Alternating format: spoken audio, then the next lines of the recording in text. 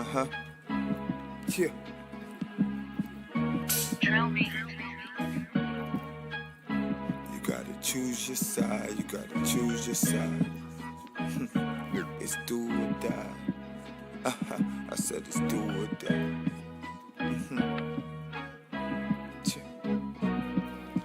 I said it's conflict in all areas, nigga. You choose the side.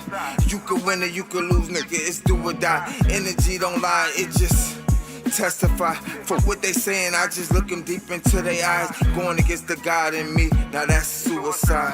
Higher self, higher level, higher wealth. To move like this, you gotta put your pride upon yourself. They say money is power, but knowledge way stronger. Yeah, what you say is true. The Shaolin and the Wu-Tang could be dangerous. Do you think your Wu-Tang sword can defeat me? They say money is power, but knowledge way stronger. My soul pure gold, so I live way longer. My mind think righteous, yeah, my bloodline chosen. My energy is positive, words unspoken, I'm so illuminated. I shine brighter than Illuminati. Walking on water, now they really know I'm God body. Gifted from birth, so the life I face is hard body. Had so much love in my heart, they had to apply pressure. Now I'm a fine diamond, yeah, said I'm a fine diamond. Shadow boxing. And the Wu-Tang sword style. No matter how hard they try, I find myself in divine timing. Now they follow what I say like my name Simon. Led the chosen ones to victory in divine timing. The time is near, the signs are clear. 144, activation is here. We rise in the vibration with no fear. Oh, the Thundercats we all here. And now it just don't seem fair. It just don't seem fair.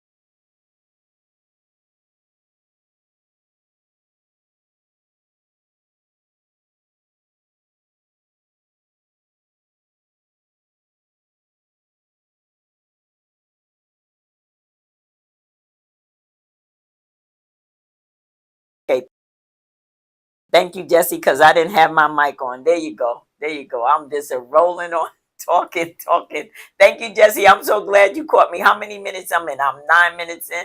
I do it to myself every time. Every time, every time, every time. I do it to myself every time. But hey, it makes me want to shut it off and come back on. But I'm not going to do that because I can always cut out the beginning of it. But what I was talking junk about was the fact of, this is called, um I call it Reaction Friday.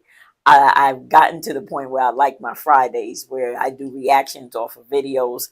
Like I was saying, I have been talking about um the D4 VD guy. What else I've been talking about? I've been going over a little bit of Jimmy and Christy and their situation. And I had said that I would like to touch on the basketball wise because I saw something on social media today and I had made a comment. And because my comment didn't fit the narrative of, in my opinion, people that weren't born, in the era that I was born in, it kind of rubbed them a little bit wrong. But like I said, everybody is entitled to their opinion. It's like an asshole. We all got one, and you entitled to it, whether you agree with them or not. It is what it is. Me myself, I've been deprogramming myself for some years now. Here, I'm not caught up in the mindset of the matrix the way everybody else thinks. And so I may not think like you, whether you in my century or you are not. I just, like I spoke, I said, I don't believe in the funeral thing unless I'm conducting it. I rather remember the person in the flesh when they were here alive and kicking and in spirit. I don't want to remember nobody in a box. I just really choose not to if I don't have to. And like I said, I told my boys, don't waste your money. Don't allow them people to hoodwink you and get you caught up and spend thousands of dollars on people to come give me flowers when I can't hear or nor can I see. They already know how good their mother is, and they already know how good she's not. So they don't need anybody to come tell them nothing. So I tell them, don't take your money, don't waste your money, don't allow nobody to hoodwink you and waste your money. I feel the same way about weddings. Now, when I was programmed, no doubt about it, growing up, oh boy, I wanted the big wedding with the white dress and hundreds of people and waterfalls and all the chandeliers for what? If you will. And that's only my opinion. That's my opinion.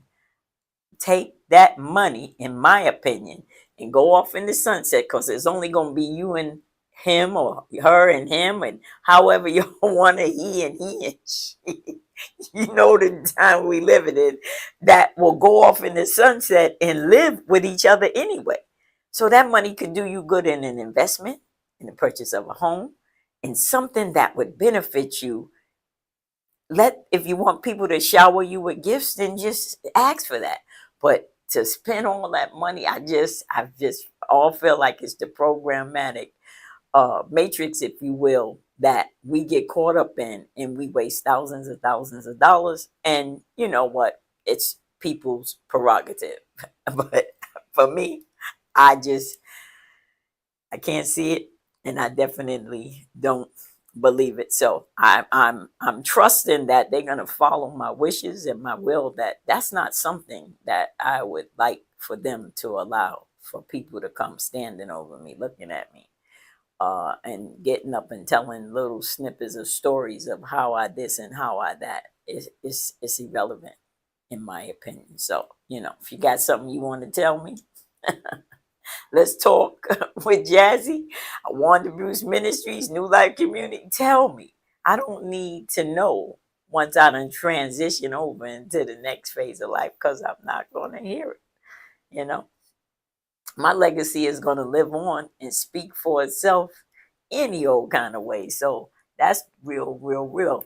But you know what? This is episode 31, and I'm just tugging right along at it. And I did title it Caught Me Off Guard, Reactions and Breakdowns. That's right. Because some of this stuff, man, that I'm scrolling across and coming across is like, wow, that's what's really going on out here. Because I really don't have time on a day-to-day basis to be on YouTube. When I'm on YouTube, it's usually when I'm here on Friday night, and I kind of like prep myself a little bit and scroll just to see what's going on. So I don't do no real preparing. I just, whatever I come across, if it looks like an interesting title and it's something that I feel like warrants my reaction to it, it can help somebody or benefit me talking about it, then that's how I'm rolling with Friday night reactions. I also what's the one was saying I should brought me some popcorn.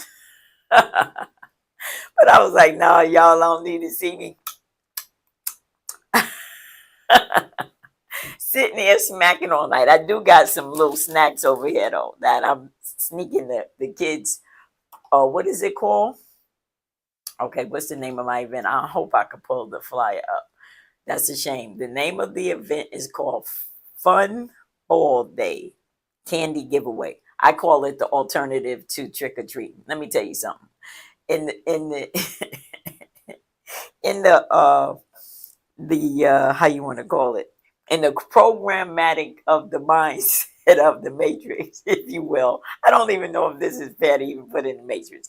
The holidays that, you know, we all call them pagan, this and that and the other, whatever the case may be. I grew up trick or treating. I ain't gonna tell no lie, because I grew up trick or treating. And back in the day when I grew up trick or treating, it was a little safer. You know, I'm quite sure it had its issues, but it not to the degree of life that we're living in now. Um, or we just were oblivious to it and we didn't know. So for me, I'm at a juncture where if I'm going to put on the event, because I do put on holiday events, I call it alternative to trick or treating. I'd rather have a safe place for parents, especially when they have the little kids, to come with their costumes, if you will. And, you know, we hand out prizes and hot dogs and hamburgers, drinks, and a multitude of candy. I mean, as much candy as they can get if they were to go knocking on the doors. We generally move in such a manner that we really bless the kids in such a way that it saves parents the heartache to have to be going and knocking on doors and walking. You know how Halloween could be. Some nights is freezing come Halloween time. Some nights is good, and then some nights is raining. So we're calling it. Let me see if I can find my flyer here on Facebook. Since I'm, where's my flyer? Oh, here we go. Fall. Okay, I had it backwards and I had made up a whole new title. It is called, all right, now you don't want to show yourself. Fall Candy Giveaway. Fall Candy. I didn't call it for fun day. Fall Fun Day. So I called it Fall Candy Giveaway, alternative to trick or treating. So yeah, that's what we'll be doing Friday the 31st at one of our locations, which is 585 Ballou Road, Daytona Beach, 32114, from 4 to 8 p.m. Come on out and partake. Bring your kids with their costumes. Who knows? We might have a big prize for the best costume or what have you. Oh, I'm not into scaring kids, so it won't be. I mean, if that's what Halloween is for you, it is for you. But for me, you know, I like to see the little characters on what the kids decide to be and grow up. It's one of my peeves that I do. I do my Easter baskets. I do Thanksgiving. We do a gift for you program. So it's all about giving. And the side of me, the ministry side, if you will, the helps side of me, if you will, is to give back to the community and give back to those that, you know, would appreciate the giving. So, with that being said, let's see what would be our first video for tonight. I kind of am interested to see every week. I don't look at the D4 VD stories during the week, so I never know what's really going on. So I kind of like to come here on Fridays and take a look at what's really going on, with some of his stories. Uh, According to some of the people, it's getting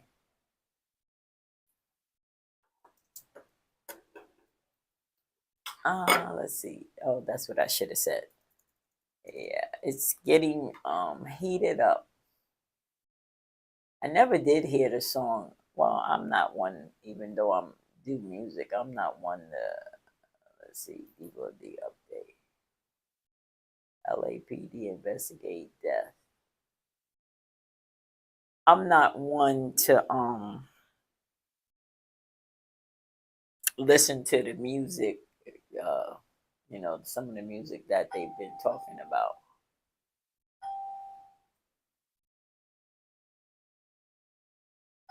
Let's see. Superstar says what they know. I seen a video where some girl that looked like Celeste they were talking about. He must think he going into jail. They say he signs over 2 homes to his mom's. New update. Let's see what TMZ got to say, because they always got something to say. Let's see what TMZ. Oh, is this a video? Well, what is this?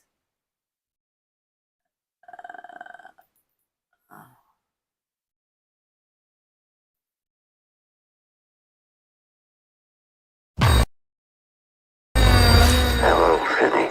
You're dead. Dead is just a word. On October 17th, It's the grabber. She came to meet my dream. see the movie that audiences are losing sleep over. What do you think happens when you die in a dream? It's time to find out. Ethan Hawke, I'm not afraid of you. You should be. Black Phone 2, only in theaters October 17th. Rated R.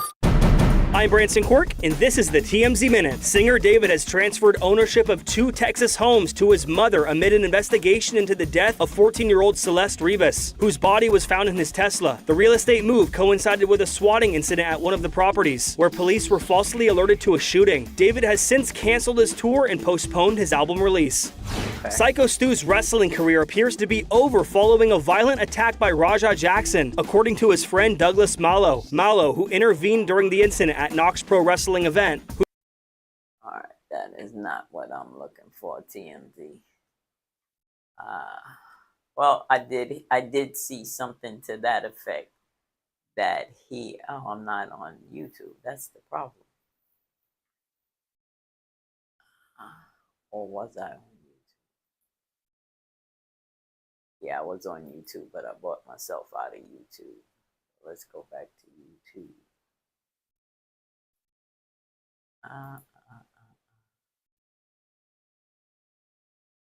No wonder I couldn't find nothing.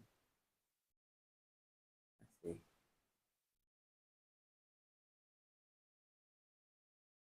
All right, so we have it. Let's see. YouTube shutting down my channel. Lawyer reacts to Davey. What? Yeah, these people get so involved. I try to be careful in what I say in the words, the choice words I use, because I don't know who did what. I'm just listening to the story and putting my narrative on it, because at the end of the day, it's all allegedly anyway, and he's innocent until proven guilty. So, all I could say is the kid is real crafty and real smart, and I just don't know if he's smart enough to have been able to craft himself a way around this situation, But, it's, at the end of the day, like they say, his art is his art. So, like, who are we,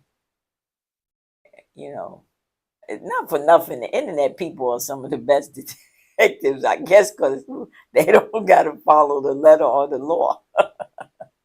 They just go with speculation and videos and songs, and, so they don't have to be held to the letter of the law. So, we get a little frustrated with the FBI and LAPD, because they have to, they're not fixing to bring no murder charges with the type of lawyer this kid got because guess what?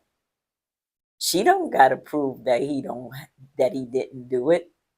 The prosecutor has to prove that he did it without reasonable doubt, and that's all his lawyer has to convince a jury is reasonable doubt. And hey, and some of these lawyers is real good, especially the one he got. I know all that money he made and crap that he created. I know he feels some kind of way, because guess what?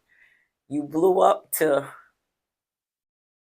come down and to, preferably, he was wise with his money, so it's working for him. Because the way they call themselves shutting this kid down, let's see, Court TV, I think, is Nancy Grace. No, I don't think Court TV is Nancy Grace. But let's see, this is 4 days ago. I don't want nothing 6 days and 4 days. This is 2 days ago. Davy's manager arrested by feds after disturbing video. What? Oh, I need to hear this one. I didn't hear this one. His and this is a was quote, arrested? a lot of people had access to that Tesla. That's from somebody connected to all of this, and really complicate matters. From day one, the internet had questions about David's manager, Josh Marshall. And now it looks like everyone's worst suspicions were right. People online said Josh knew Celeste was underage, but still pushed her to run away and move in with him and David. Now, the feds finally stepped in. Josh has been arrested after shocking leaked footage allegedly showed him forcing 14-year-old Celeste Riva Hernandez into a Tesla. Prosecutors are saying he could be facing life behind bars. But before this chaos exploded, there were warning signs everywhere. Josh wasn't supposed to be caught up in something this dark. He was supposed to manage David's career, not destroy it. But here's the... Okay. So you're going to tell me this is the plot twist? Which is probably why David is so quiet, because he might know what he know, but, and allegedly really a part of me kind of went along when they came up with the frame theory. Part of me kind of went along with it, but his music is too close to what happened. You know what I'm saying? Allegedly. So it just really is. I'm telling you, it's a movie in the making. Watch, they're going to make a movie out of this. Trust me.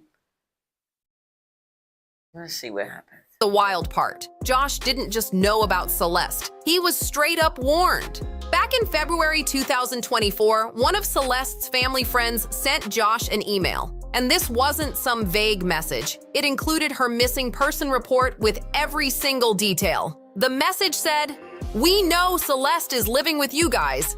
She needs to return home." And shockingly, just 1 day later, Celeste actually did go back home, which means Josh can't even pretend he didn't know what was going on. He saw the email. No denying that now. With him, and that they included the missing persons flyer. She's a missing person. She's 12 or 13 at that time, and the next I think it was the next day or the day after, she showed up.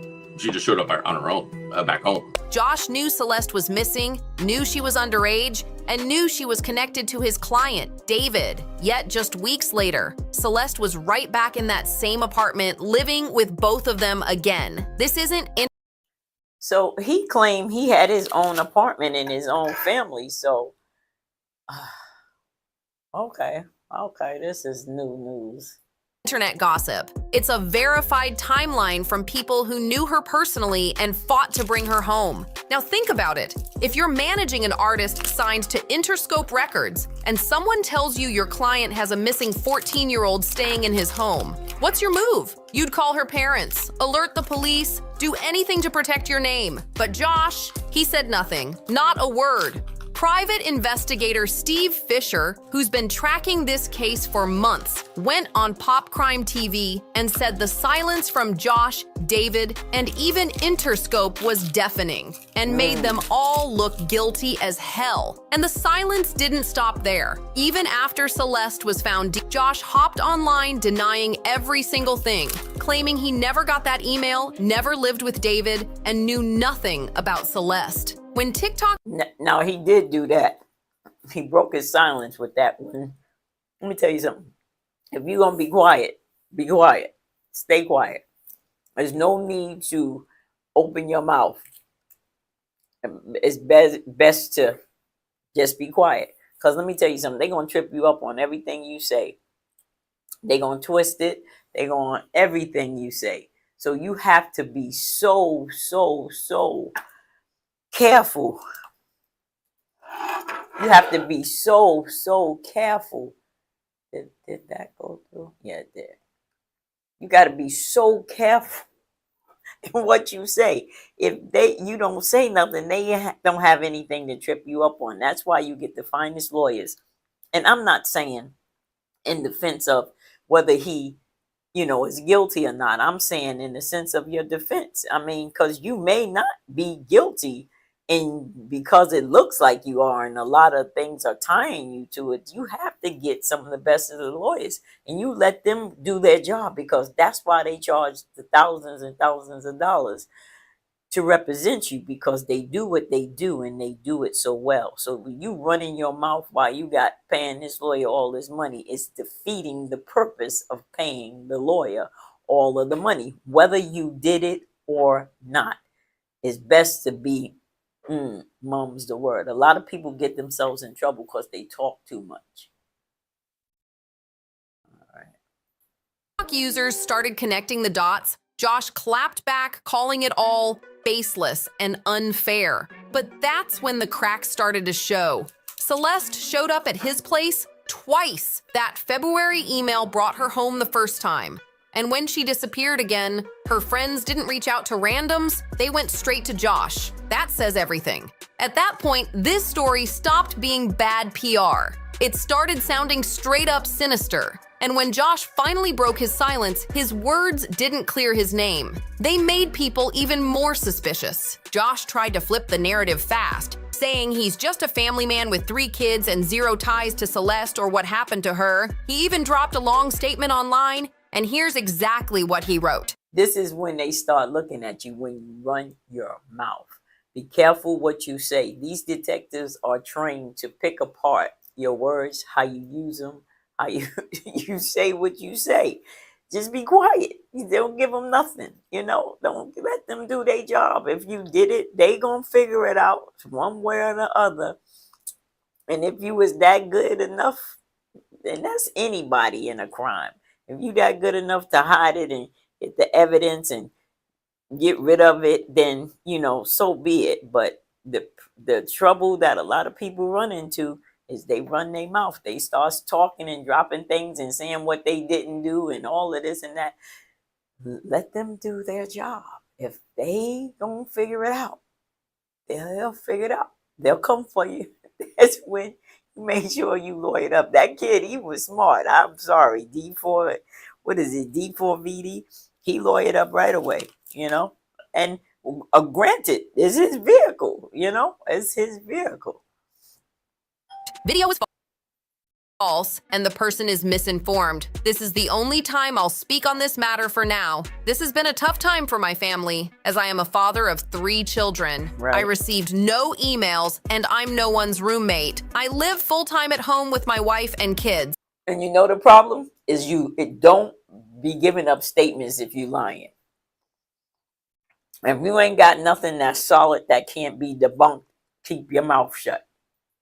My daughter is 14, and this news is affecting so many lives. I never received any emails. I had 0 knowledge of anything. I don't live in California. Also, I work remotely 95% of the time. My job doesn't require me to have much interaction with any of my clients, David, as there are many others that work with him on a day-to-day capacity, not me. This news is tragic for so many and for her family. I hope the proper authorities get to the bottom of it soon. Let me remind people, a lot of this is speculation and alleged. In the meantime, I'm with my family helping them emotionally get through the news of this tragedy. Please report on factual information. Now, on the surface, that sounds like smart damage control, like a dad trying to protect his family. But here's the thing, the receipts don't lie. That email was real, the timeline lines up perfectly, and Celeste's own friends reached out to him directly.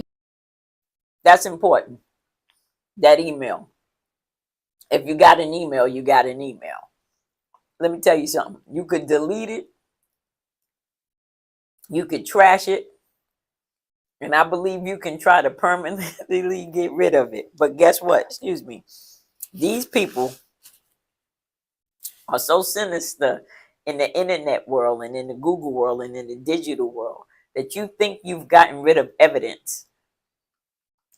And they have some way or some means of going to get that permanent deleted piece of document. You have to be careful. You have to be careful. Some paper trails is not worth it. And I say that to say this about paper trails because I am a paper trail person. I believe that you should always keep a trail of your business or what you're doing when you're doing things for people, when you're dealing with people. People say they say this, say that, you know, if you will. That's the way I believe. But sinister paper trails on yourself is crazy, if you will. You have to be careful on what type of paper trails you're going to keep. And even if you don't keep them, you must know that they have a way of digging back in the data. That's how sinister the digital world is. When we thinking we getting rid of emails or getting rid of something, they can, if wanted. Why do you think when they coming for somebody, they go running in their house and grabbing their computers and laptops, if you will, and cell phones? So be careful with the paper trails. Before she ever went missing again, somehow she still ended up back under his roof twice. And then comes the part that gave people chills. When police discovered Celeste's body, she was wearing a bracelet with a single letter, M. Fans online instantly connected it to Josh Marshall, who's been photographed multiple times wearing a gold chain with that same letter. Maybe it's just a coincidence. But in a case this twisted, nobody's buying that story. According to LAPD reports, Celeste's body looked like it had been left inside that Tesla for weeks before the car was finally towed. Neighbors had noticed it sitting there for a long time.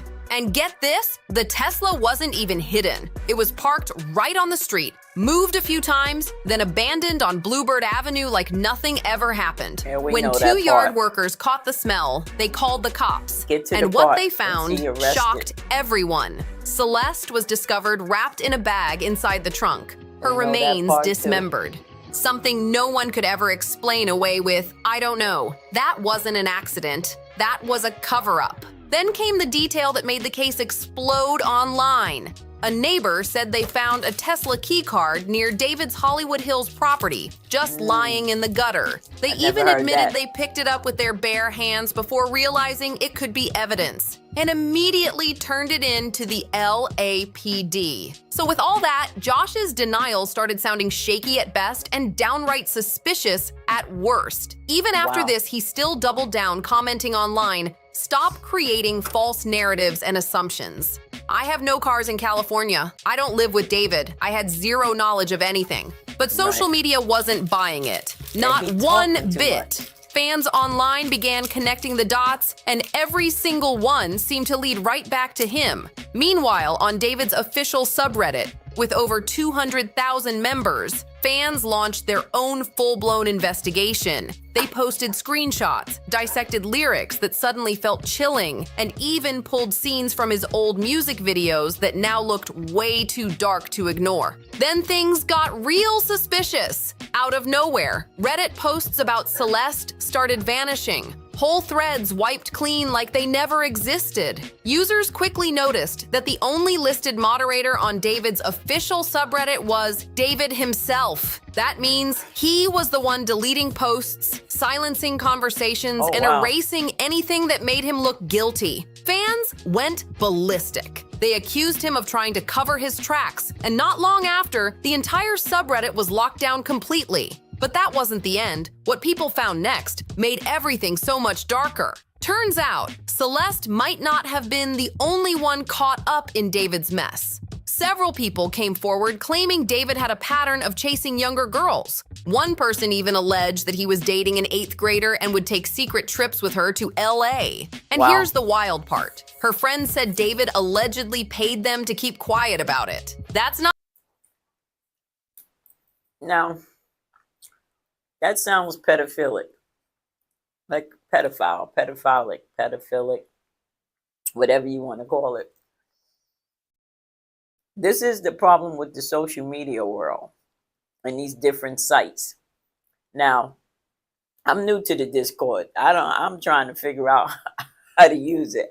I don't know nothing about it, but I know somebody told me you could build communities, add people to it. And could you imagine now?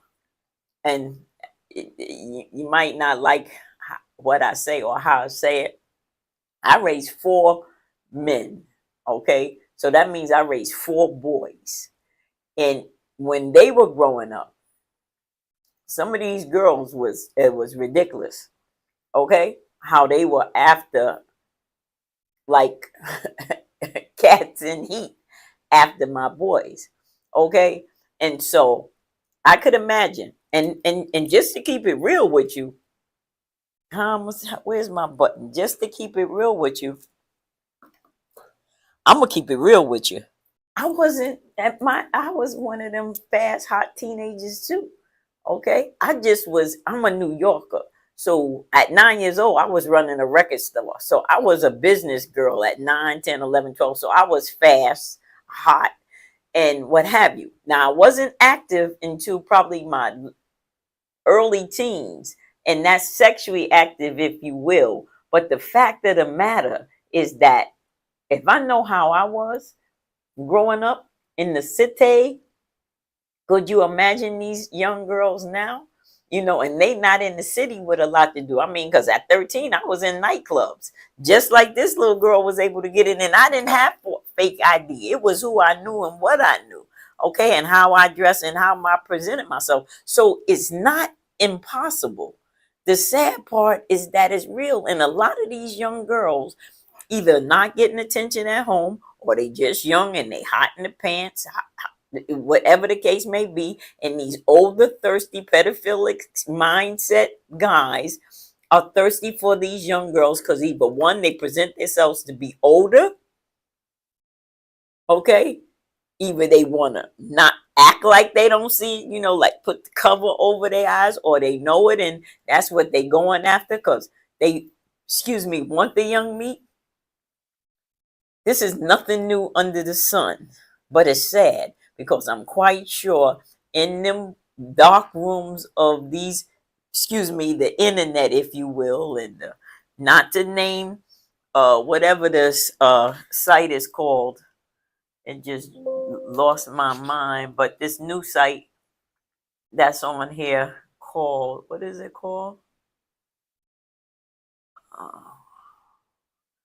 I'm on it right now.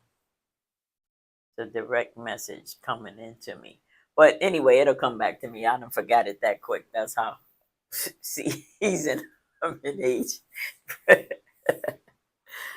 That's how seasoned I am in age. Praise God. I just forgot that quick. It'll come back to me. But nevertheless, they get in these communities and, you know, they grown and they talking junk and they flirting and they whatever and get lured off somewhere.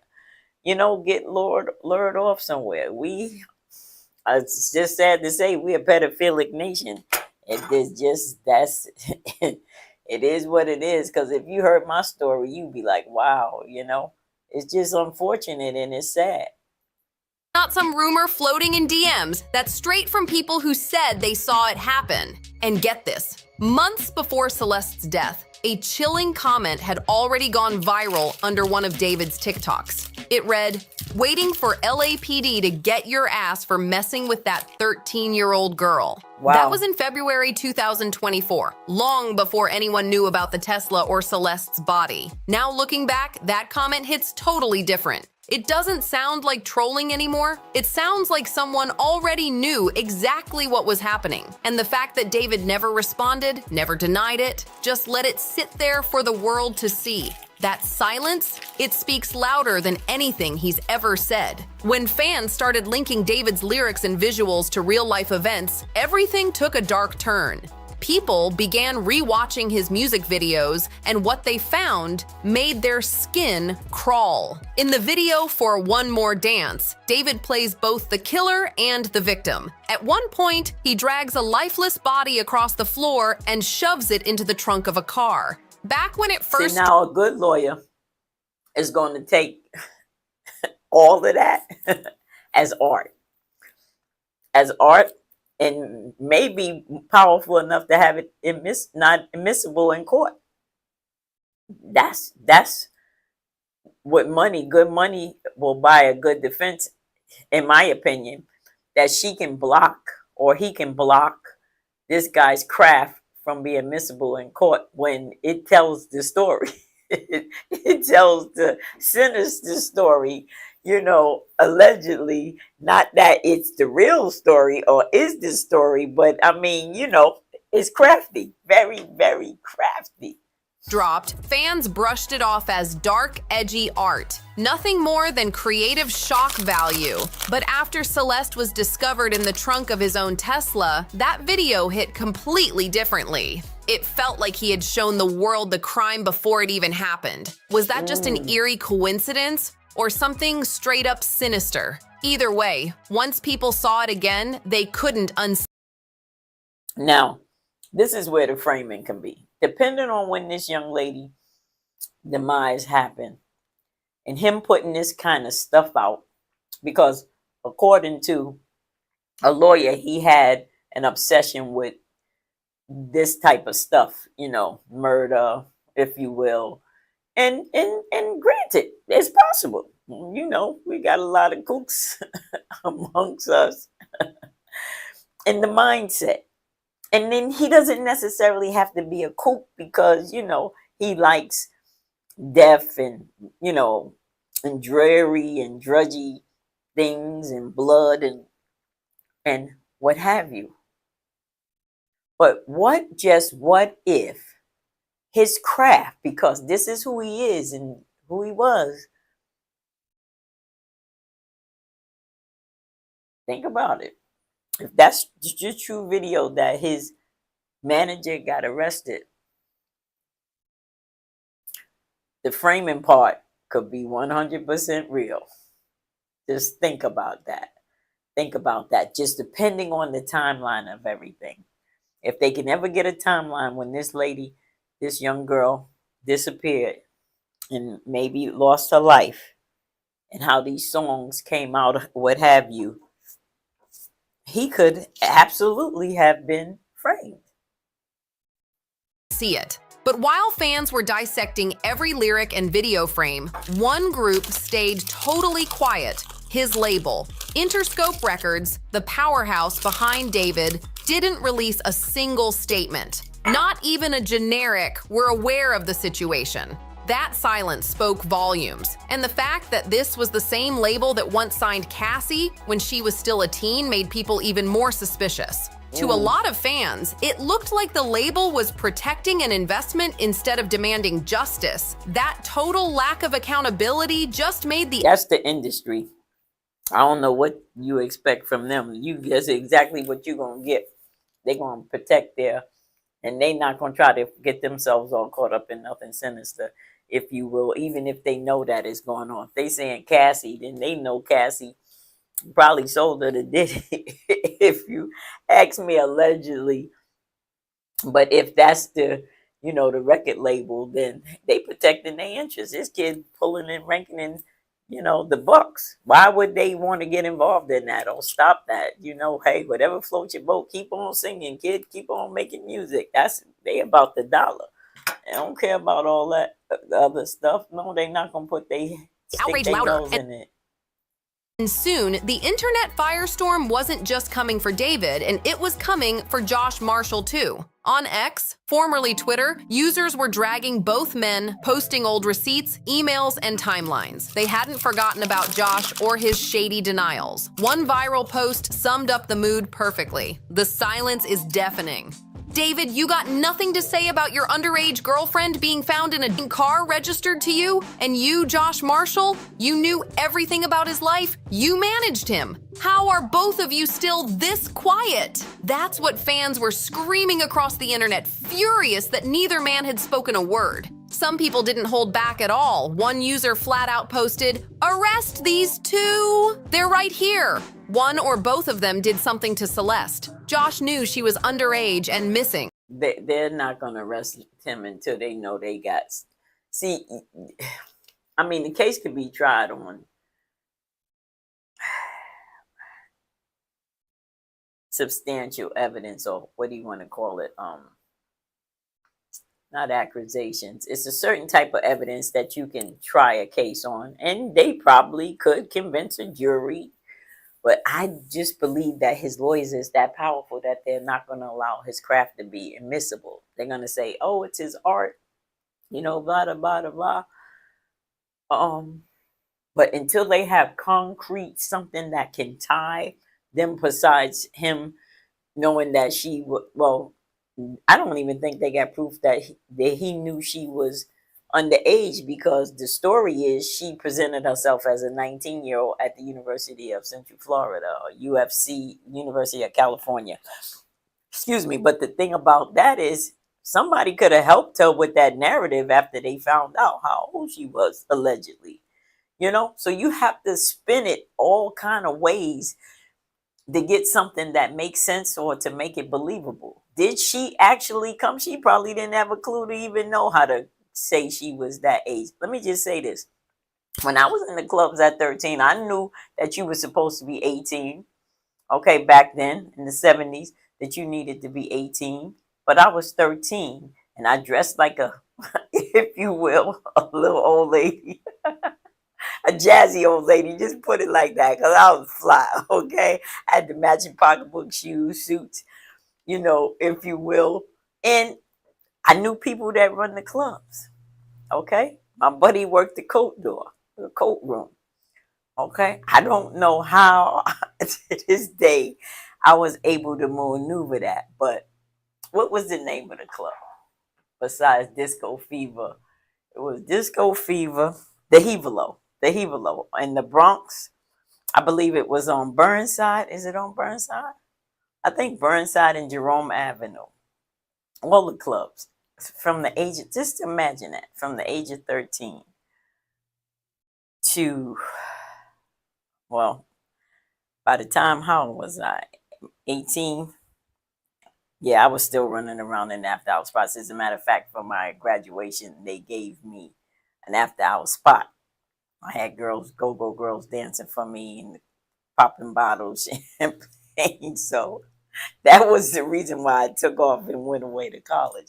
But just imagine that, 13 years old, I was in the clubs, okay, getting past the door, getting in like every weekend, breaking curfew. Like, thank God, thank God, thank God, thank God. It's 10. Continue. Lock them both up. LAPD's taking too long. By this point, the internet wasn't just talking about creepy lyrics or deleted Reddit threads anymore. It looked like a coordinated cover-up. An artist, his manager, and even a major label, all staying completely silent while the body of a 14-year-old girl was found inside his car. The longer that silence dragged on, the more people believed the truth was being buried. And soon, it wasn't just random fans on Reddit or TikTok pushing theories, it was people who actually knew Celeste. Her ex-boyfriend Damien came forward and said she didn't have the easiest home life. According to him, Celeste often joked about running away. But sometimes it didn't sound like a joke at all. He remembered her laughing one day about leaving Lake Elsinore behind, and then she was just gone. Damien's mom, Jamie, backed him up, saying Celeste had opened up to their family about the struggles she was facing at home. To them, it wasn't shocking that she wanted to escape. What was You wonder what she had going on at home. You know, you wonder. Boy, if I told you my story, you'd be like, wow, wow. Well, I'm not ready to go that deep in depth. It's not necessary. But the kind of things that transpires, the kind of things that want to have you run away, if you could, and if you will. But a lot of young girls that find themselves in situations at home that's inappropriate, keep it or afraid to expose it for the sake of another family member. In my case, my dad. If I knew my dad knew what was going on, he would probably have been in prison for the rest of his life, because I know he would have killed the Joker. So it's just, you'd be surprised what some little girls entail and have to live with in their homes. And I'm not sure that, I don't know. It's hard for me. I'm past it. I'm delivered from it. I'm healed. But often you wonder, did your parent really ever know? Did mom know? Or, I want to believe that she didn't. I absolutely want to believe that she didn't. But sometimes my heart and my mind wonders something different. But this story kind of brings a lot of that to surface for me, in terms of young girls not happy at home. What could be going on at home that would send them on the run? There wasn't no need for me to run nowhere, I mean, my dad had it all, had plenty. So that's where I went, and grew up under. But then I lived in my mom's house. So yeah, it's a real sticky situation. She found comfort and peace somewhere else. And, unfortunately, whatever happened that created this scenario that they had to get rid of her is the sad part. In my opinion. And maybe it came to the fact that, she was underage. Maybe they did find out she was underage at some point, and it was going just to ruin their careers, because nobody was going to believe, nobody was going to understand. It wasn't enough time to wait till she was 18, because if she was only 15, that's another 3 years and you blowing up. So, you just wonder, was it an accident? Was it an overdose? Did somebody poison her? So it was all kind of speculation. But you just wonder, if any of his videos were out before she died, could he actually have been framed by the very person that was close to him, allegedly, which was this guy that they saying is his manager? Very, very, very deep thought pattern. Shocking was how fast her escape turned into something so tragic, and records later confirmed it. The Riverside County Sheriff's Office reported Celeste missing 3 separate times in 2024 alone. 3 times before she disappeared for good in April. This wasn't some random tragedy. Celeste was a kid who kept trying to escape something, and that's where things take a darker twist. Josh allegedly knew all about her unstable home life. He knew she was a runaway, but instead of helping her get back to safety, insiders claim he used that information to pull her closer. According to people close to the situation, Josh was actually the one who convinced Celeste to leave home and stay with him, a move that now looks way more sinister in hindsight. Instead of protecting her, he might have been the one dragging her deeper into danger. And people online haven't missed that pattern. They're saying Josh's problem isn't just his connection to David,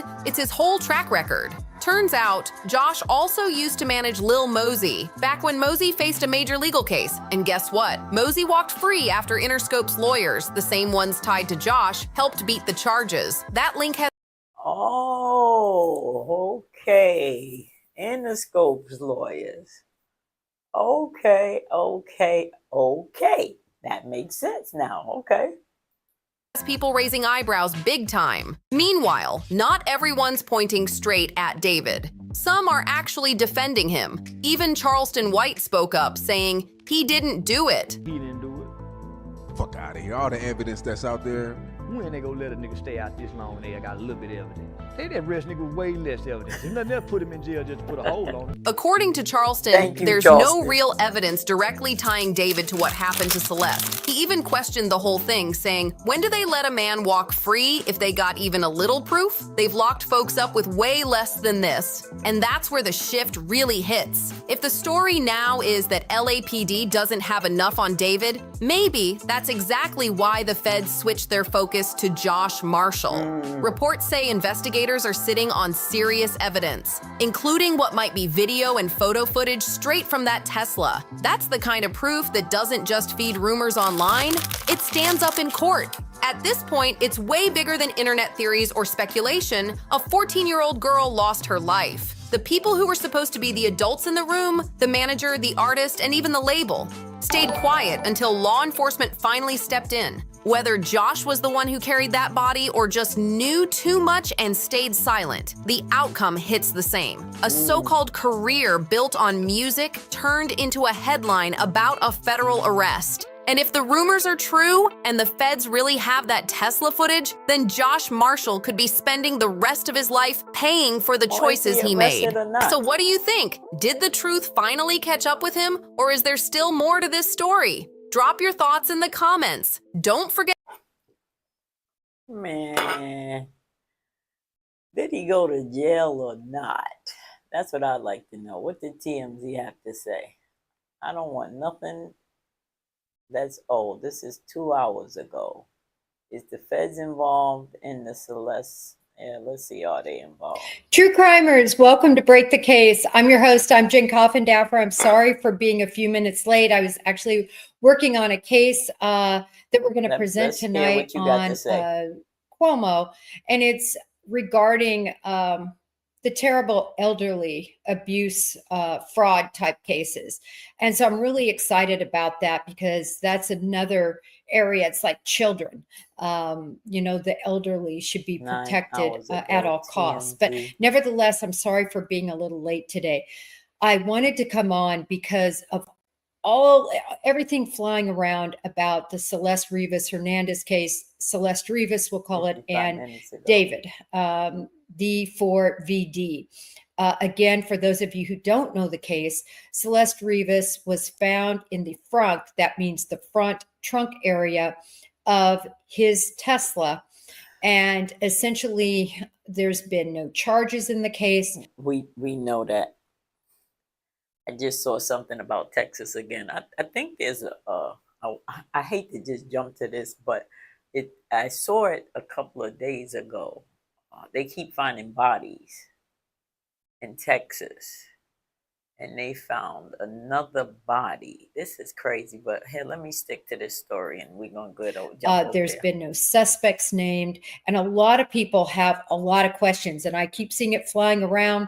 My DMs keep getting lit up. Just on Twitter alone, the questions are just flying on different strings on the platform, on my platform. So I thought, okay, you know what? I need to go live and answer some of these questions. And I'm going to be looking at what you all have to say too. Well, I don't have my glasses anywhere close, so I'm going to have to really look close. Let me get you guys all up on the screen too, so everybody can see all the questions y'all have. So first of all, I want to address the FBI. A lot of people are asking if the FBI is involved. First of all, I did look to see if the LAPD has responded in any way about that. I haven't seen anything where they say the FBI is involved. I haven't seen anything saying the FBI is involved. But a lot of people in social media are stirring up that the FBI is involved. Let me tell you why. And if somebody knows or has some hardcore fact that they're involved, I'm glad to hear it. But let me tell you why I don't think the FBI is involved. This is not Delphi, Indiana. This is not Moscow, Idaho.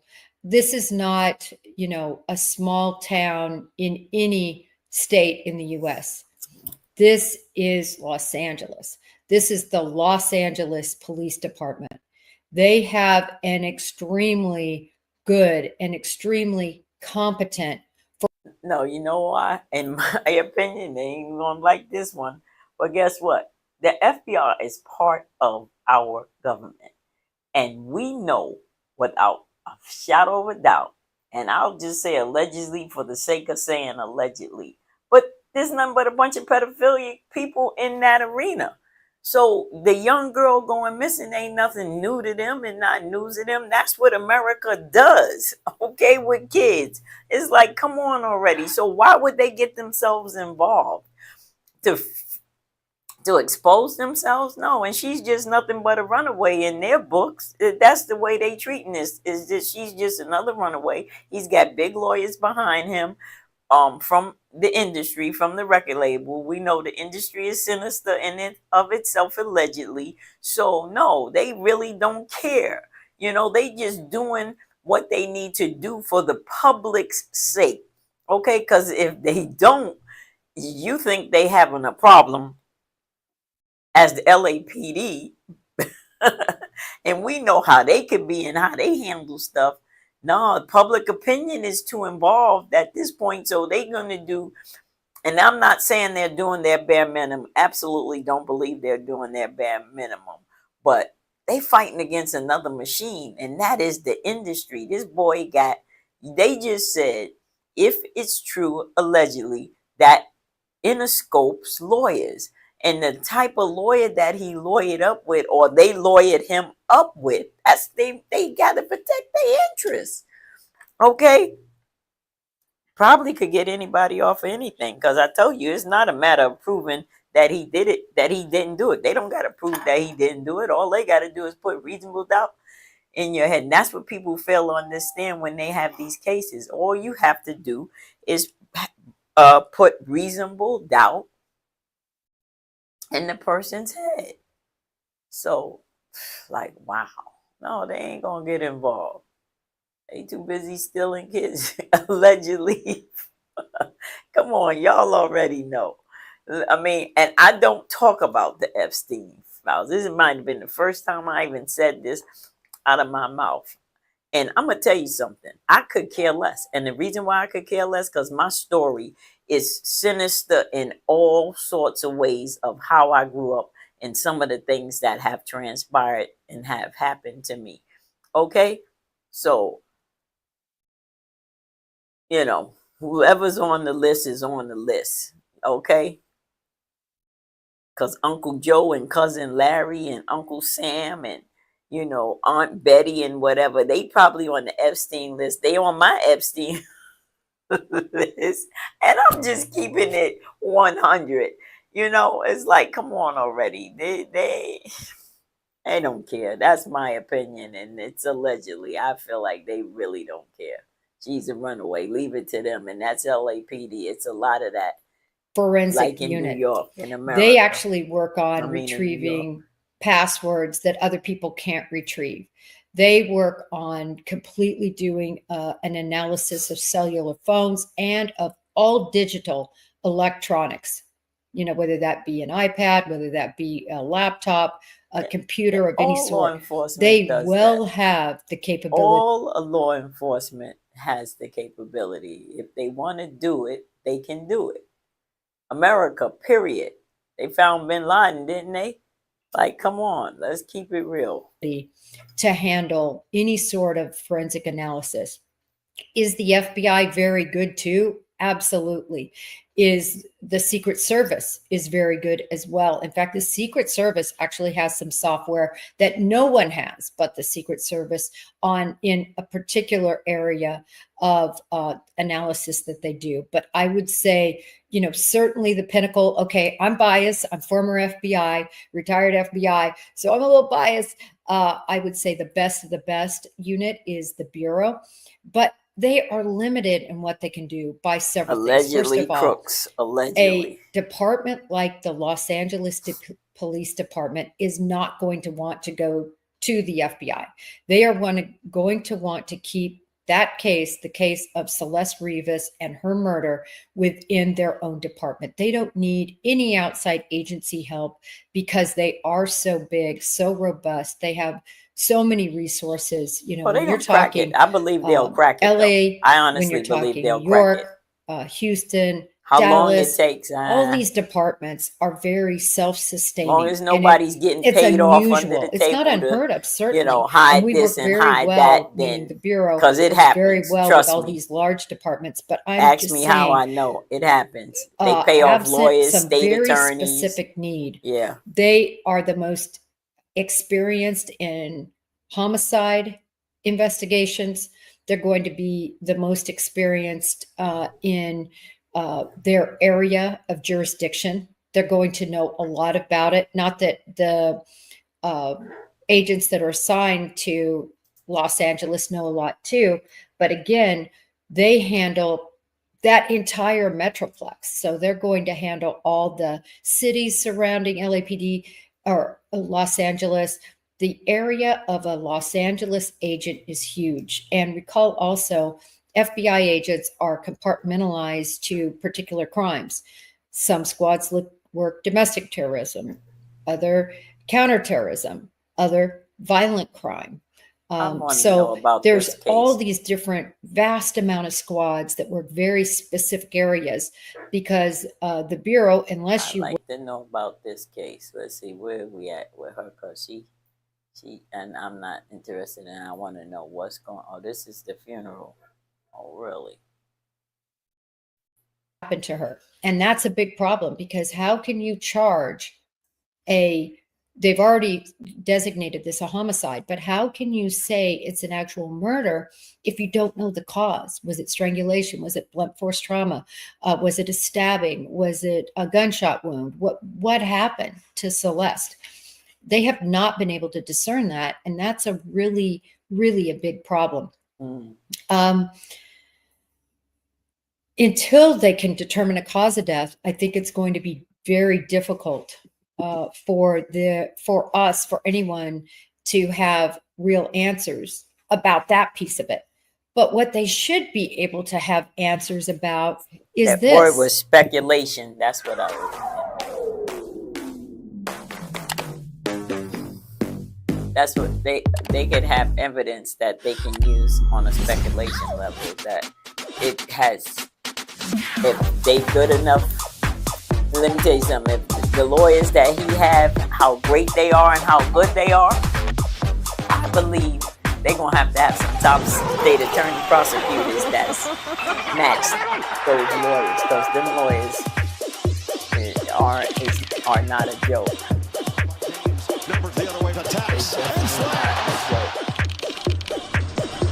Dreams do come true. She was found in the frunk. This is the frunk. And I call it the frunk, and I brought this other picture up I wanted to show you. This is what a trunk looks like. It's big. You conceal a body. You conceal more than one body. But in this frunk, and I tried to show everybody here, this is our Tesla. We have a Model Y. He has a Model X. The difference of room there is literally 2 cubic feet, which is nothing. You could fit golf clubs in the new frunk. They made it long enough now to fit golf clubs in. It's shallow. It's not wide. And I am the same, more or less. I might be even smaller, actually. I wonder if her mother could sue for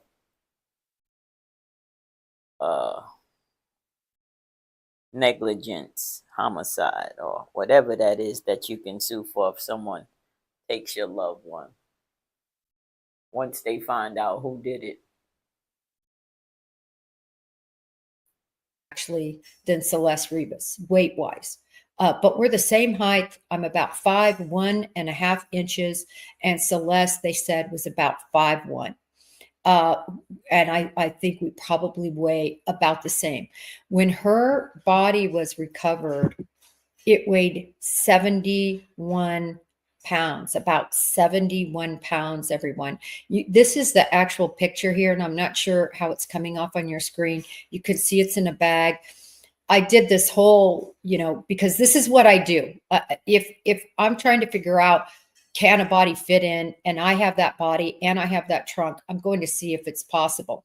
She was in this bag. You could see it's a large, like lawn leaf trash bag. I had my husband try to squeeze me in a large long leaf trash bag. He was sort of able to get me in there. She tripping. She giving her husband ideas. Oh my God, we gonna find her come up missing. Ain't no way you gonna have me reenact nothing. I don't care what my title is. I'm not getting in no bag. I'm not getting in no trunk. No, no. The negative energy is a liar. The devil is a liar. No way. She tripping. So slippery, very difficult to hold, very awkward. Dead weight is just very, very difficult to manipulate. So essentially, it was impossible to put me in that frunk either without me being in a bag or with me being in a bag. So how can she fit into They this? cut her up. I believe, and the initial reports, which I've showed many, many times, the initial report says Celeste Rivas, was dismembered. And that makes sense to me that she would be dismembered because I don't know how else she could have possibly fit in this front area. So that's the situation with the dismemberment. Have I seen it other than the initial reports? The initial reports talked about it. It was her head and her torso that were in the trunk. And then they also said, obviously, her index finger was there because the shush on her right index finger with 3 dots. Yeah, it sounds like and that's what made it unique, right? I in my understand opinion, that Lindsay Lohan, she has the should tell. It sounds like a setup though, in a lot of ways. Or they working it together as a setup. I don't know. It just a lot of it. Wow. Yeah. Sounds like a setup to me. Sometimes it sounds like a setup. It in my opinion, it feels like a setup and somewhat, probably accidental death, and then they start panicking.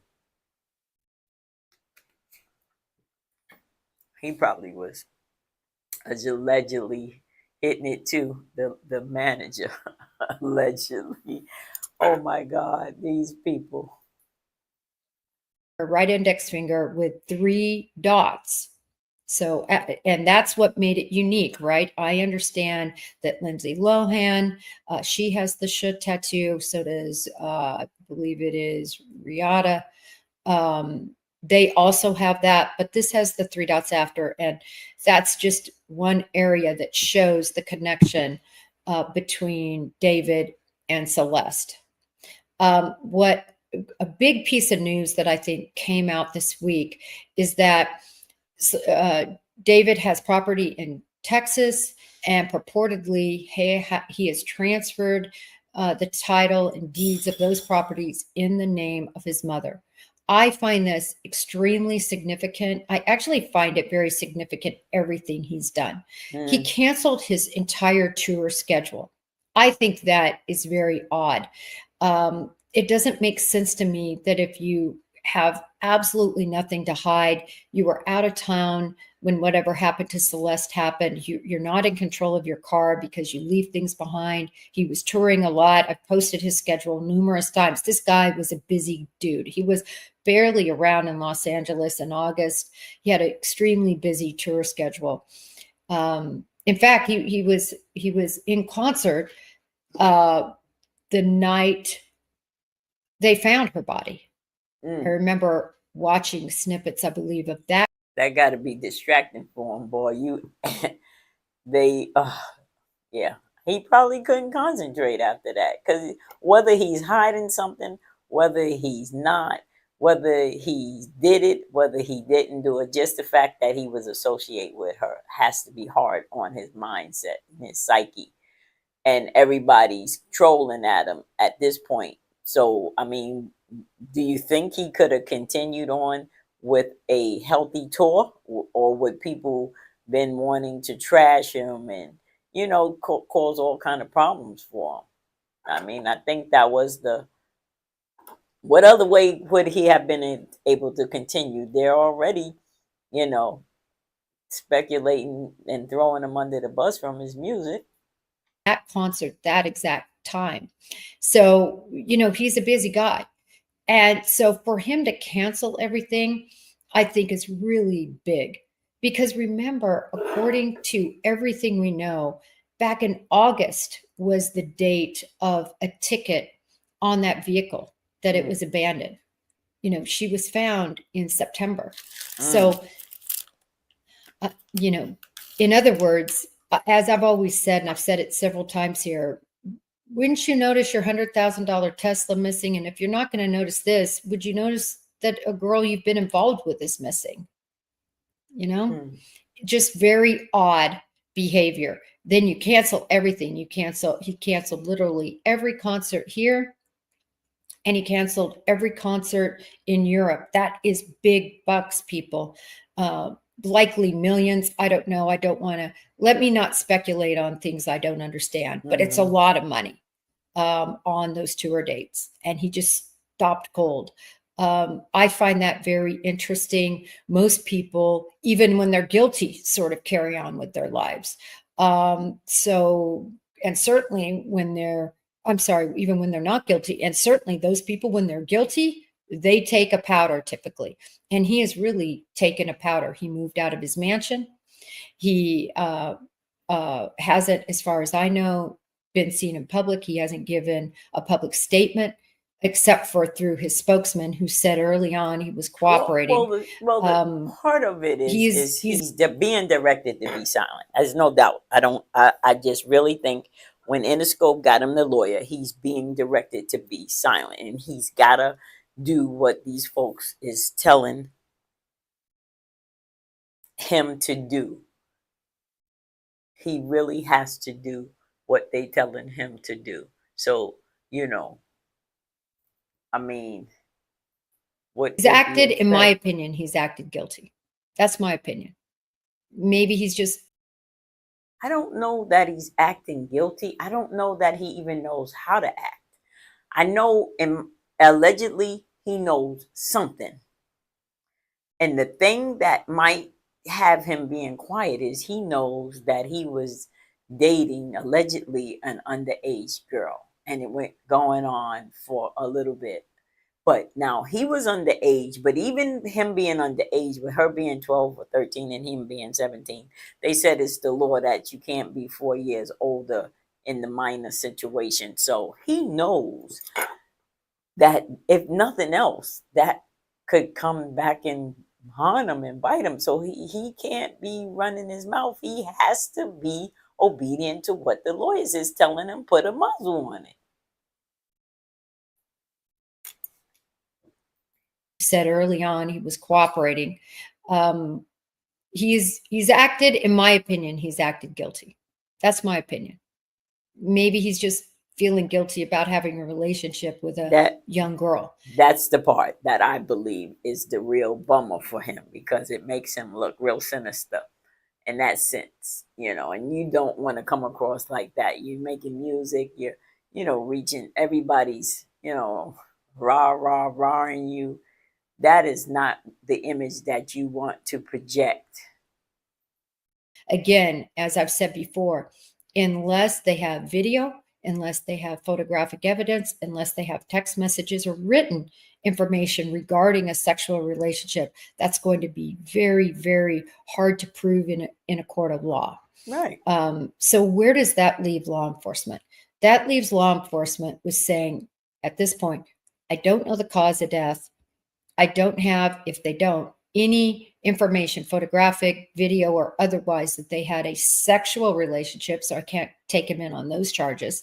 I mean, they could just be good friends. I'm not saying I buy it. I'm saying what they have to prove beyond a reasonable doubt. That's it. Reasonable doubt in a court of law. They don't have that, in my opinion, to prove their sexual relationship. That's right. And then number 3, you have, you know, desecration of a body, hiding a body. These are separate charges. You can't do to a body what was done to Celeste, meaning, you know, put her in a trunk. Even if she wasn't dismembered, you can't put a body in a trunk. It's illegal. So who did that? Why aren't we seeing charges against who did that? The Tesla is a computer on wheels. This thing can do so many things. But as I've explained, you can disable a lot of the functions of a Tesla, including their, it's called Sentry, CENTRY mode on your computer screen, to take down a lot of the functionality. So I don't even know what was actually functioning at the time that she was put in that frunk.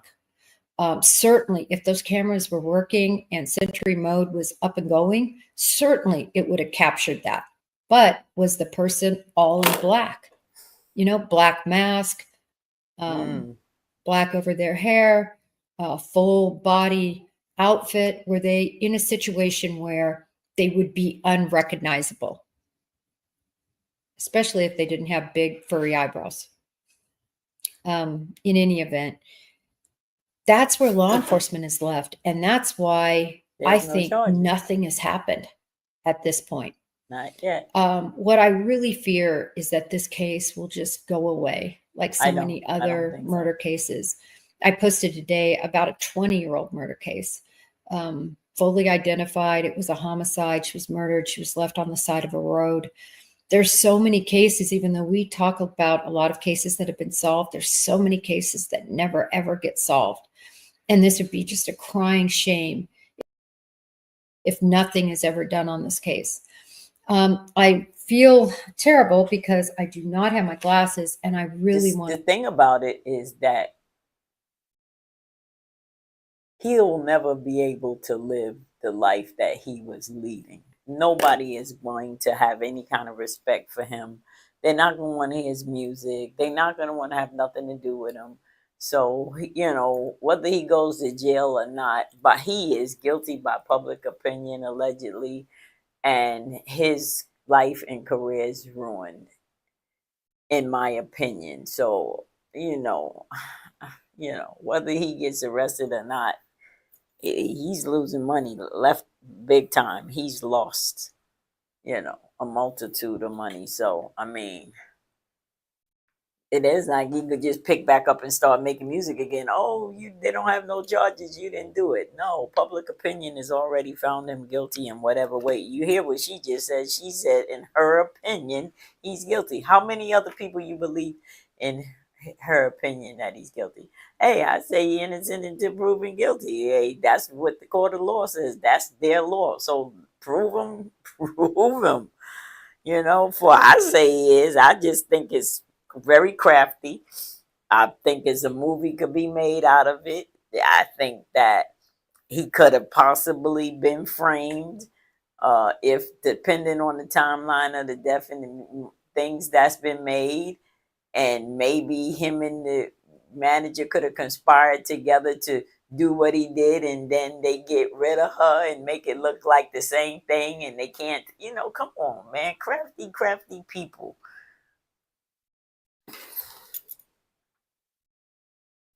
To look at what you all have to say. I want to leave up this photo of Celeste in the frunk, just for you guys to take a look at while I run off and grab my glasses real quick. Take one. Oh, she took a break. Should I take a break? Let me take a break and find some other video. Let me take a short break. Okay, I'm back. Took less than 1 second. Oh, she took just in 1 all right. second. Let me look. I really want to see what you all have to say here. So I'm going to go back through your comments. Things. I'm thinking I'm going to come out of her video. Let's see. Why is Amazon paying me $63,000 a month? What? Yeah, I'm coming out of her video. She didn't give me what I wanted. TMZ narrative. This is 9 hours ago. I was trying to see what TMZ had to say when we first. I don't know why I get caught up on the D4BD episodes, but big plot twist. Let's see what they talk about. Hey guys, welcome to another episode of Tear Talk, by the way. All right, so guys, the narrative that the media creates matters. And when you're following the David and Celeste case, you'll notice that the narrative keeps shifting. Mm-hmm. It goes from what could be a very unique relationship with David and Celeste to now let's blame her, to now let's blame her family. And the shift may have come when a new lawyer was hired by the name of Blair Burke. With that said, for us that have been following the story, for us that follow true crime, a lot of us are connected to the victim. We want to try to give the victim a voice, maybe a place where they could create an impact. And when there's an attack on that victim, we get very defensive, and we do feel that attack, however subtle it may be. We do feel the attack. I also felt it with Mark Sanchez and Perry Toll. Sorry. I also felt it with Mark Sanchez and Perry Toll. We did a show on this yesterday where the narrative seems to be favoring a little bit of Mark Sanchez, or just the verbiage. You guys got to be very careful of the verbiage that's being used, because it will sell it out as if it's fact when it's not. And now when the truth comes in, you have to try to fit that truth in obstacles, which makes it very hard for the true story to be told. Sometimes these cases aren't as complicated as we think. It's just there's been narratives that have been created that's making it more complicated. There's a thing that journalists use. It's called an inverted pyramid. And you see it in this case here with Celeste Rivas and David. At the very top, you'll see headlines and opening lines that create a bit of a frame. That label is what the public remembers, what gets screenshotted, and what circulates on social media. It's strong, simple, emotional. As the articles move downward, the tone softens. The middle and bottom carry the caveats.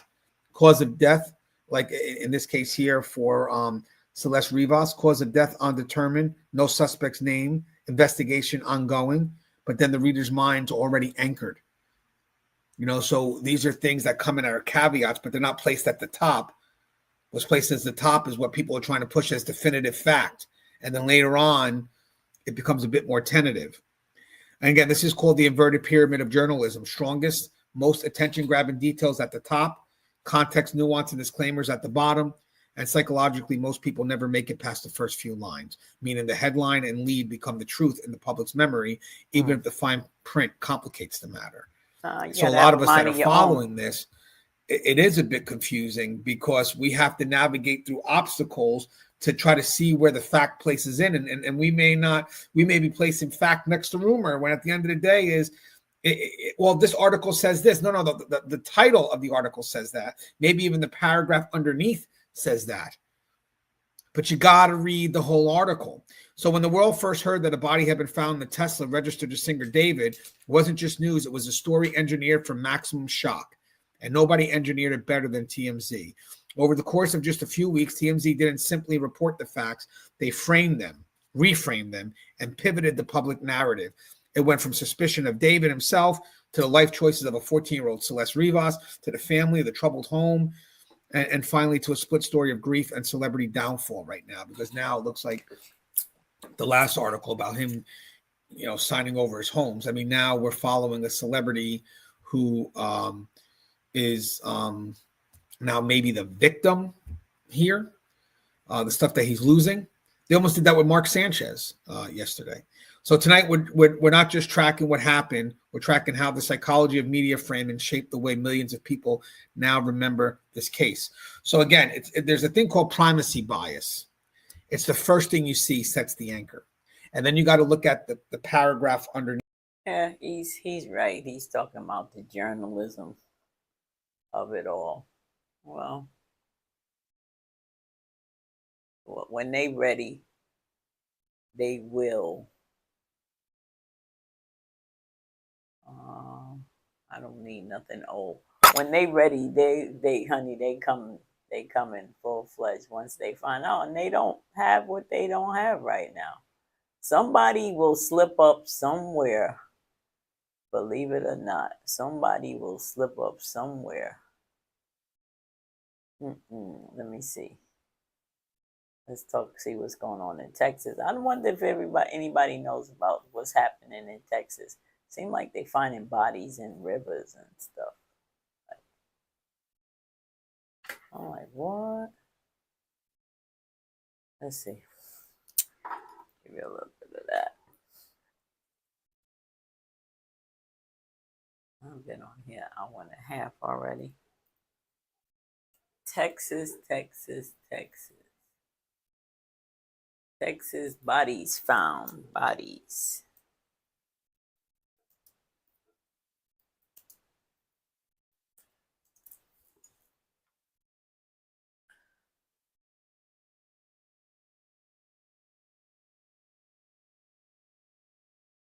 Here we go. Let's just talk about it.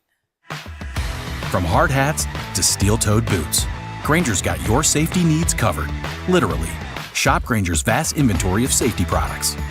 Call, click. Our top story here tonight, the bodies being found in Houston bayous. Houston police report another body was just recovered today from the Buffalo Bayou area near Jensen and East downtown. So if you've been watching and keeping track alongside us, that is 4 bodies recovered in 4 days. Today is Thursday. And sadly, a U of H student has been identified as one of the bodies recovered from the Brays Bayou area on September 15th. That's Monday. She was reported missing days before. Sherman DeSell has been covering this story for a couple of days now. And Sherman, it is scary stuff here, but just kind of fill us in on what we know so far. Yeah, it's definitely a cause of concern for a lot of our viewers. And many have made some speculations online about something maybe more nefarious happening here, and that's understandable. Yeah, they think it's a Our serial Fox killer. 26 count is now at 13 bodies found in Houston bayous this year by law enforcement and first responders. Remember, the 22 bayous are spread out for miles, so it's a lot of ground to cover, and that comes with tough investigations. Here's what we know. HPD confirms a male body was recovered from Buffalo Bayou on Jensen Street in Edo on Thursday. Our camera caught officers and a dive team on the scene around 3 p.m. There were reports of a man jumping into the water there.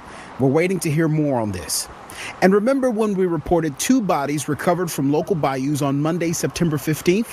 One of them was identified as 20-year-old Jade Sage McKissick. She was a U of H student, reported missing on September 11th, last seen that day near the 3700 block of McGregor by a restaurant. She was a junior communications and advertising major.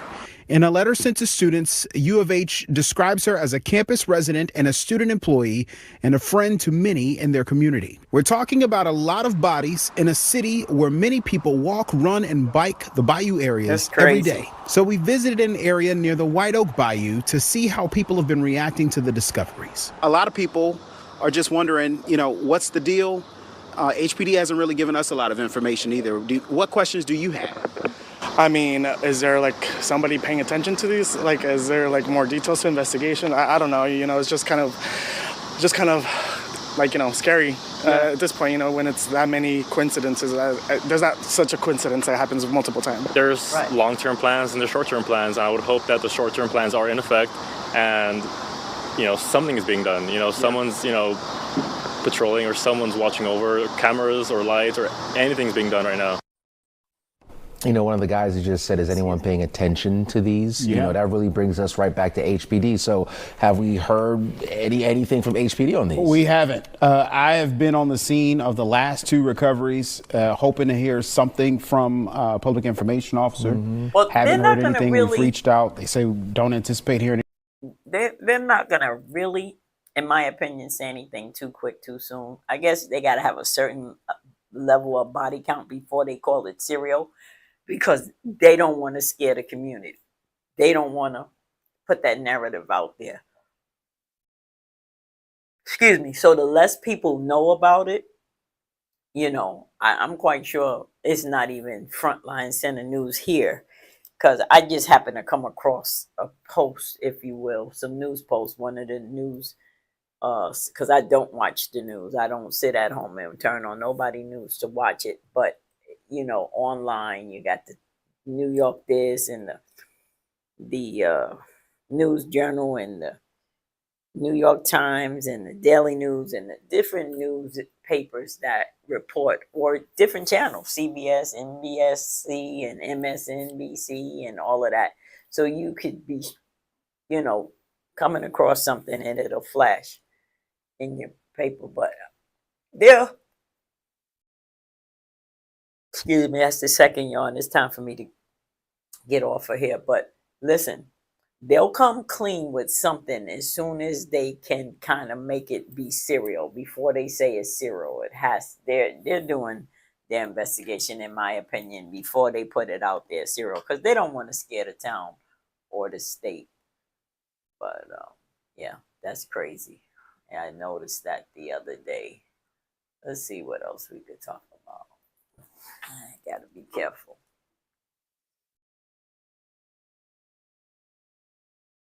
Excuse me, we gotta be real careful. That's the third yarn. No, it's time to get off of here. Let's see what T.I. got going on. T.I. and Tiny. And his son.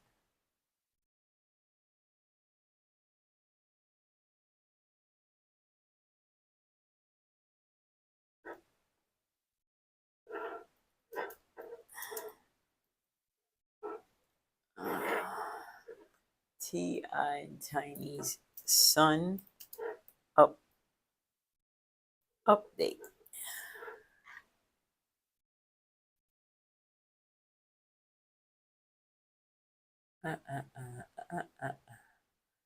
T.I. shares heartbreaking updates of King Harris. What? We all, let's see. I need videos, not shorts.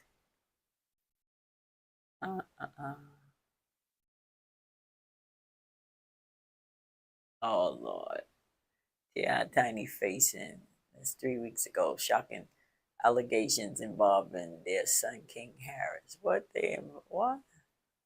Boy, these people always trying to throw people under the bus, targeted in jail. T.I. cries for his son. That's 2 weeks ago. I need some updated information.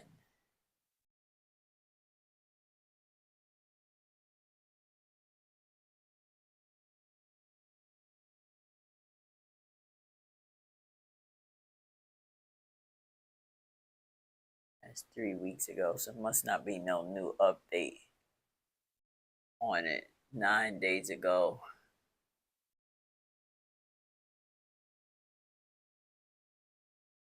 That's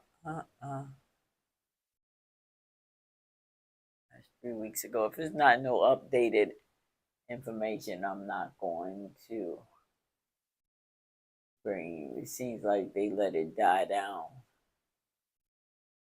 But I hope he's recovering, if anything.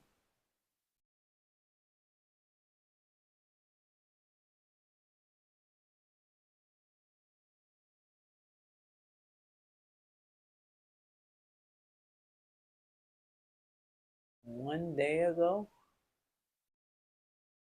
That's talking about one of his sons being. That's his prerogative. I'm not fixing to be advancing that on here. If that's what you choose to do, that's what you choose to do. King on the edge of death. Really? They beat him that bad, huh? Well, I don't see any update information. I'm not going to give, no 2 to 3 week old news. 9 days ago.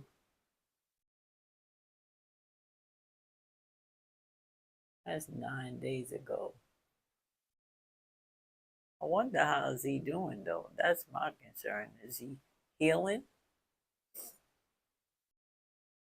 That's the cop. That's the arrest that sent this behind bars. Tiny's boy goes viral. Tiny's son Major Harris shows off his talent. Oh, really? That's good to know. This is 1 month ago.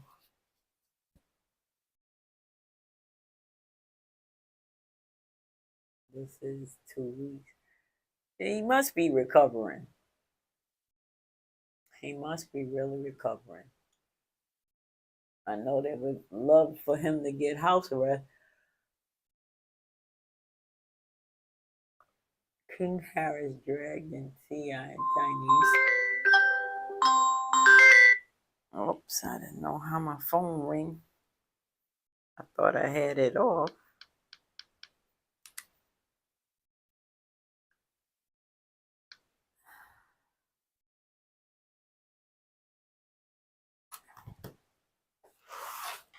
Probably was spam, look like a spam number. They'll call you all day and all night if they could. Oh well. I just pray that he's healing. Latest is 2 weeks.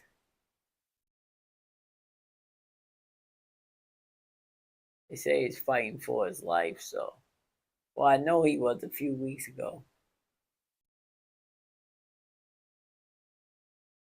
He's attacked again. How he's attacked again? Shocking.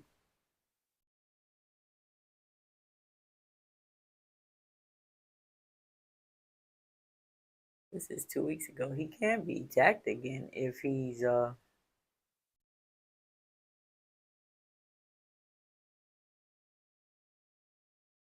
that's 1 month ago. 2 weeks ago.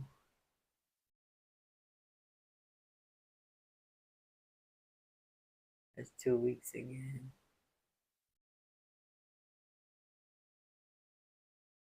What Major's acting?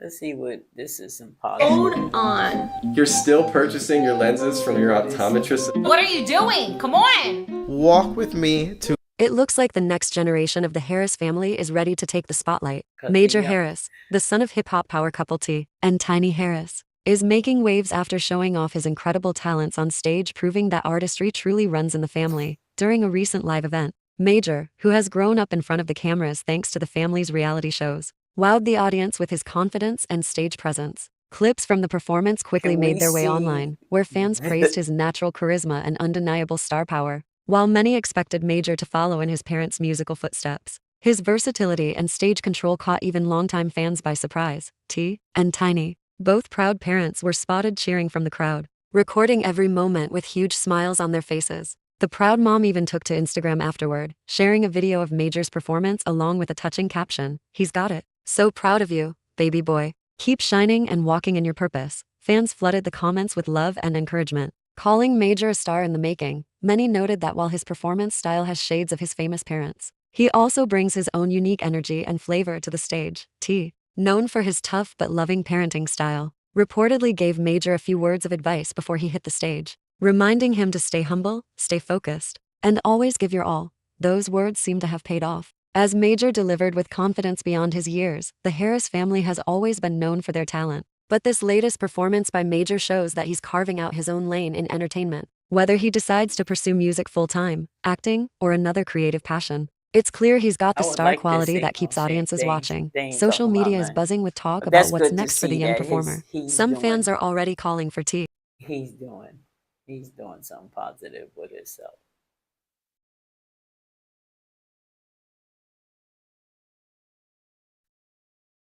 This Candace Owens chick, let's see if anything on here about her. You know, in my opinion about her, there's no way, you know, in my opinion, common sense, if you have any, and you're not that deeply inundated programmatically in the matrix, that what happened to that man they assassinated that got hit in the neck with the bullet, and she's trying to I don't know what kind of reporter she's trying to be, what she thinks she's doing, but common sense lets us know, those of us that know what we know, how that man was killed and who assassinated him. Okay?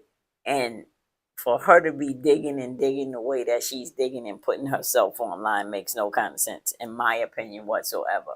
Because whether you expose or not, they're not going to allow you to get that close to exposing, because they don't want the narrative to change the minds and the hearts of the people to believe what really happened to them. I know, and you can't tell me nothing different, but it's not for me to, it's the world, the America that we live in. And, you know, it's been going on for centuries. You know, when you don't say and do what they want, and you have a voice and it gets real loud, and you start playing in their backyard and in they field, they not fixing to allow you to, you know, to do what you want to do. You're going to follow their lead. You're going to do what they say and what they want you to do, or they're going to silence you by any means necessary. So, you know, you don't know how to play the game. Don't get yourself involved in it. And I feel like this young lady, Candace, is definitely, it ain't making no sense. The last I heard her saying was she did this, that, and the other. If they kill her, she gonna expose it all. So you want to wait till you dead to tell it, like, or have it told? Like, come on, people don't even make no kind of sense. It seems like we'll do anything for clicks, views, likes, and I don't know. I mean, if it's real compassion about the fact of how he, was taken out, I mean, it's evident to a bed bug how he was taken, who took him out. You just got to be one step of the game and not so programmatic that you believe everything they show you and everything that's being said. But, in the meantime, it was the game that you get yourself involved in, the game you play. And when you don't play by their rule book, come on, man. America. America. Man. Let me see if I can find that video of her. I think it's really on Facebook, though, to be honest with you. Ooh. Let's see. Candace.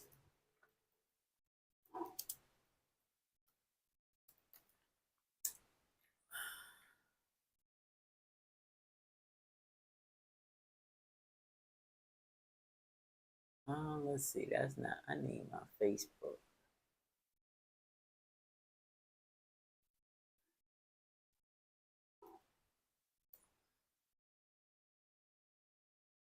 All right, we on Facebook. There we go. There we go. Let's see. How do I find Candace Owens? There we go. Candace Owens.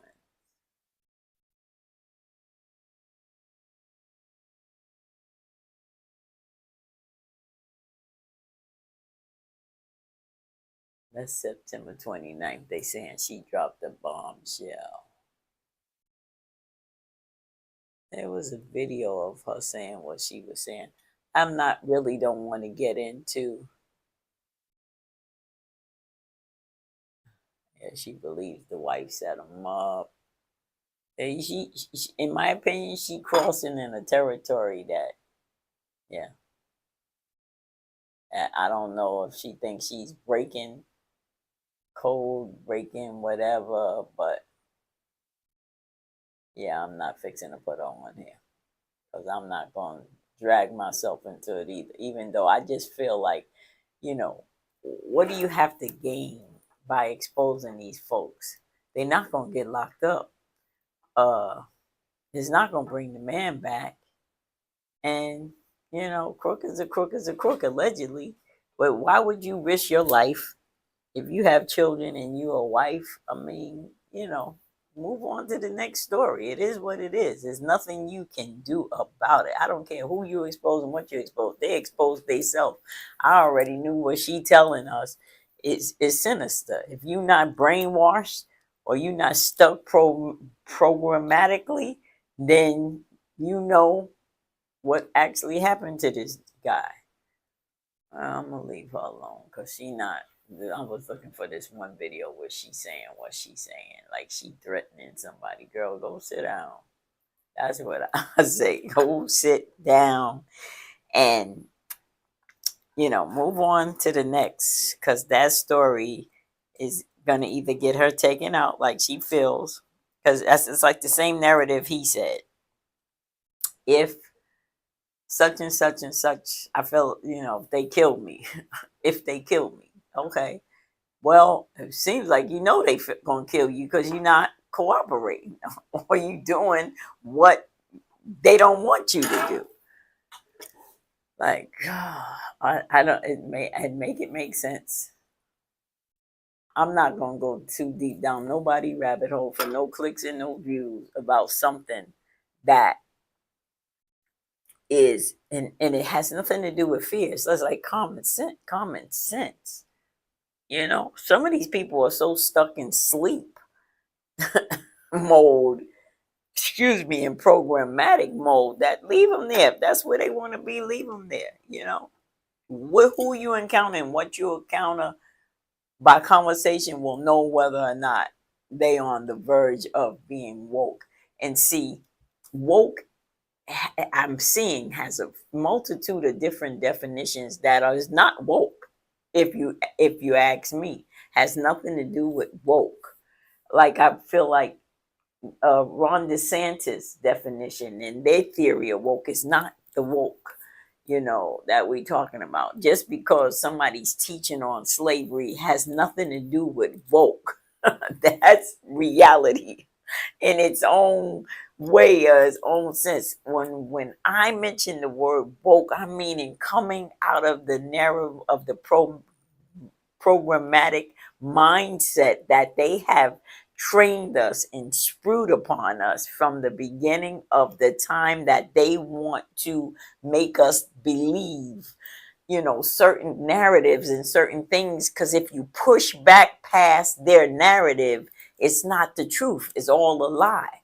But you have to dig and find out for yourself. You have to go down your own alchemy, you have to go down your own path to find out what's real and what's not real. And that's what's woke to me, is not talking about slavery and certain situations and things. It's not the woke agenda. I'm sorry. The wokeness is coming out of the waking up from out of the lies that we've been told for years and years and years, how we've been programmed, the school system, the jail system, the IRS system, just, that type of stuff. Coming out and knowing the truth. With that being said, I'm gonna close. It's like 1:55. I always get stuck on D for VD, but as I close, I see they're narrowing in, trying to drag the manager in. But at the end of the day, however long it takes, they'll crack the case. A lot of people would want them to crack the case right away. The unfortunate, sad part is that a lot of young girls are being abused, or are abused right in under the nose of their own mom, with some man she's dating, or even the father or the uncle. Same thing could be happening to a little boy in a home. It's what the sinisterness of some of them stories, if you will, that we believe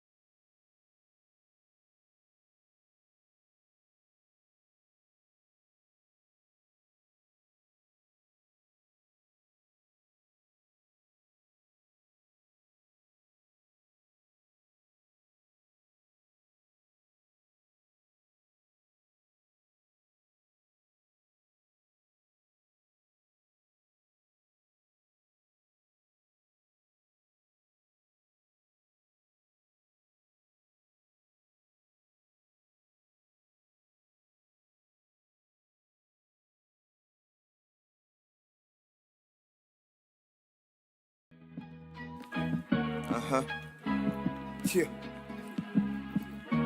Drill me.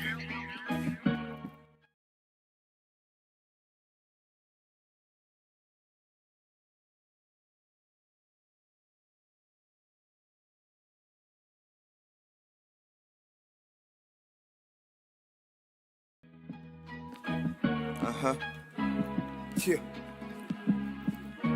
Drill me. You gotta choose your side. You gotta choose your side. It's do or die. I said it's do or die.